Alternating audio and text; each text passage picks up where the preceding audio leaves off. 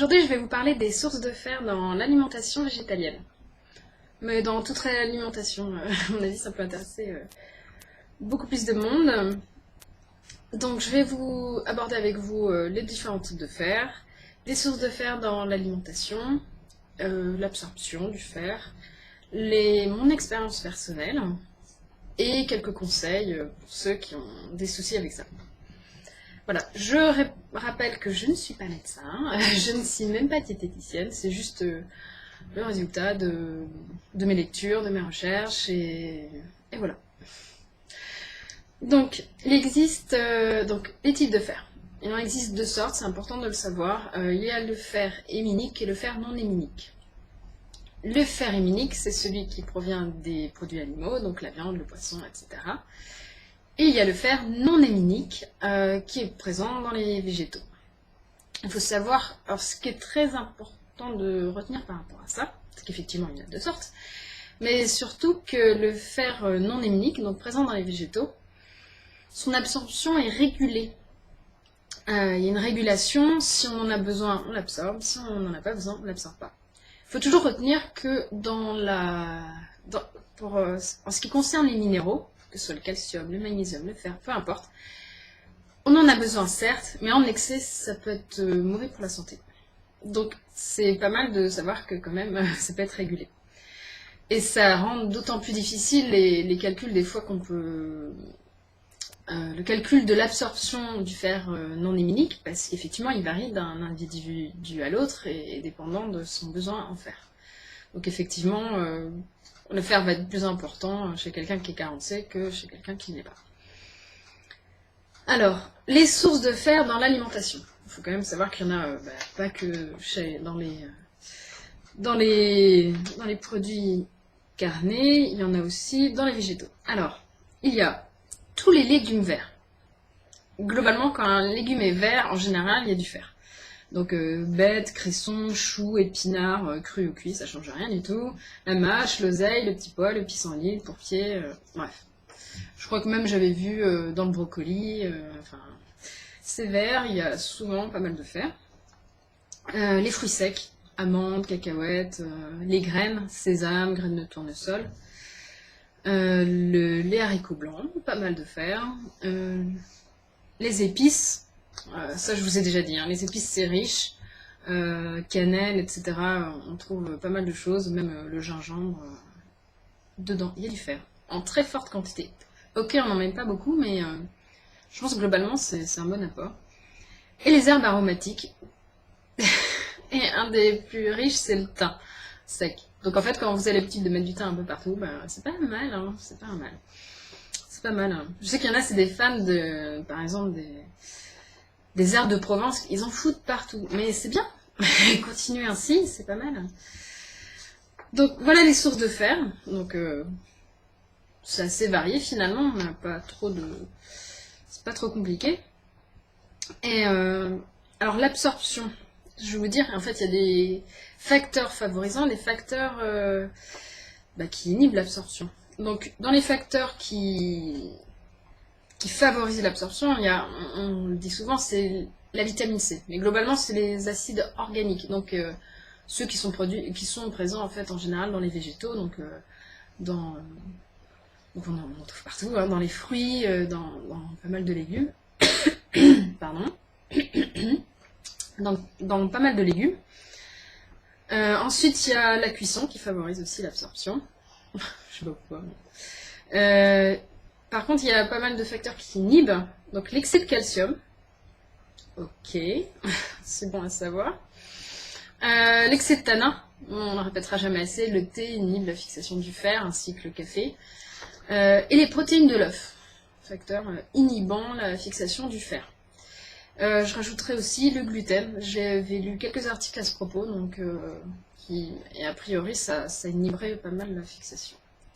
Donc je vais vous parler un peu de mon expérience parce que finalement j'ai été végétarienne très très longtemps, depuis que j'ai 14 ans, donc ça faisait plus de... Je vais pas vous dire mon âge. Ça faisait bien 16 ans que j'étais végétarienne et à chaque fois que j'avais des petites faiblesses de genre j'étais un peu fatiguée ou que j'avais éventuellement des problèmes de santé, La première réaction, ça a toujours été de me dire, t'es peut-être carencé en fer. Je me suis toujours pris ça dans les dents, hein. C'était presque systématique. Et du coup, j'ai toujours pris l'habitude de faire des prises de sang et de demander le taux de fer au médecin.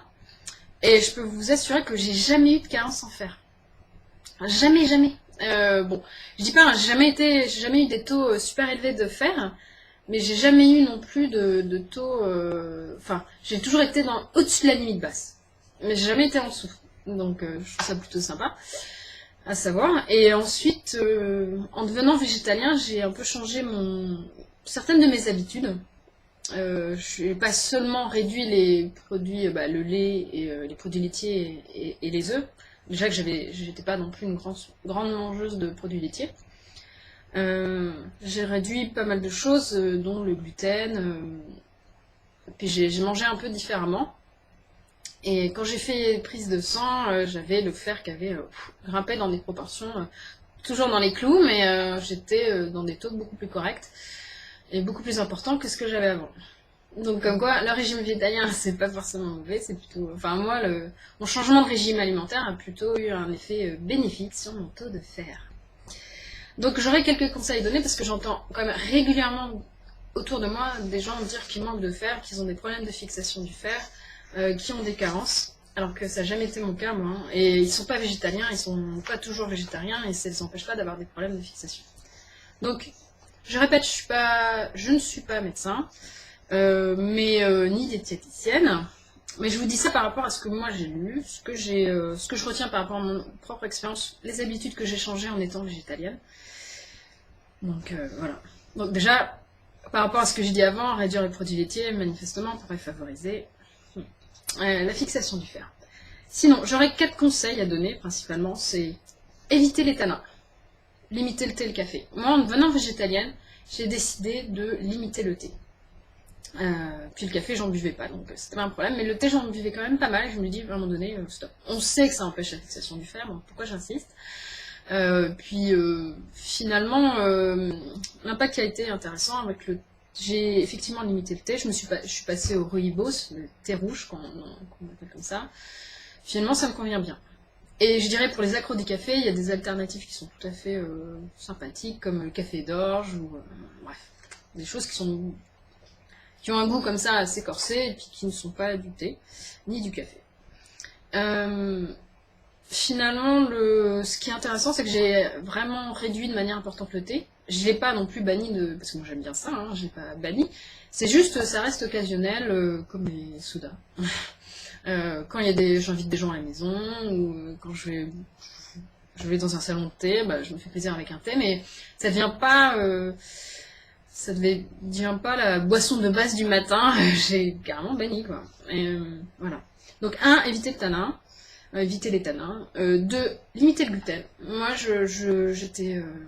je savais que je supportais mal les produits laitiers et en général, quand je mange trop de céréales, je sens bien que je suis pas bien. J'ai toujours su que j'ai tendance à gonfler, à prendre du poids. Et là, je me suis dit, je limite, je vais essayer de voir ce que ça donne. Déjà que les produits laitiers, ça m'avait vachement soulagée. Je me dis, je vais essayer avec le gluten parce que on en entend de plus en plus parler qu'il y a des problématiques par rapport à ça. Je me dis, je vais le réduire. Et j'ai effectivement lu que ça pouvait gêner la fixation du fer. Donc, essayez. Essayez, peut-être que chez vous, les périodes où vous réduisez, vous vous sentirez peut-être mieux. 3, plus de fruits secs. Ça me semble pas mal. Et plus de graines germées. Alors la germination a l'avantage de... a plein d'avantages. Hein. C'est vraiment je pense qu'il faut y penser quand on passe à un régime végétalien ou même qu'on veut mieux manger. Je ferai, je pense, une vidéo spéciale pour les graines germées parce qu'il y a beaucoup de choses à dire à ce propos. Et j'ai pas envie de juste donner quelques miettes au fur et à mesure. Donc plus de fruits secs et de graines germées. Et globalement, plus de légumes verts. Si vous diversifiez, je dirais pour les deux points suivants, donc plus de légumes verts et plus de fruits secs, c'est globalement diversifier votre alimentation végétale. Il y a beaucoup de choses, peut-être que vous ne connaissez pas. Il y a des graines, des fruits secs, des céréales que vous ne connaissez pas, que vous n'avez pas l'habitude de manger, des légumes secs, des fruits même, des légumes que vous avez moins l'habitude de manger, ben, il faut diversifier un maximum. Je pense que ça, c'est un bon moyen pour pour être en bonne santé et être bien dans son estomac. Voilà, j'espère que vous avez appris des choses, que ça va vous aider et que pour certains, ben, vous allez faire grimper ce taux de fer qui vous pose tellement de soucis et qui vous inquiète. Voilà, si vous avez aimé cette vidéo, ben, n'hésitez pas à me mettre un petit pouce, comme ça je saurai ce qui vous intéresse comme vidéo. À me laisser un petit commentaire pour me dire ce que vous en pensez, si vous avez des réactions. N'hésitez pas, je suis ouverte au dialogue. Et bah, peut-être partagez-la à ceux qui ont toujours des problèmes de fer. Finalement, moi j'en connais beaucoup autour de moi, donc peut-être c'est votre cas. Et je vous souhaite une bonne journée. Au revoir, à une prochaine.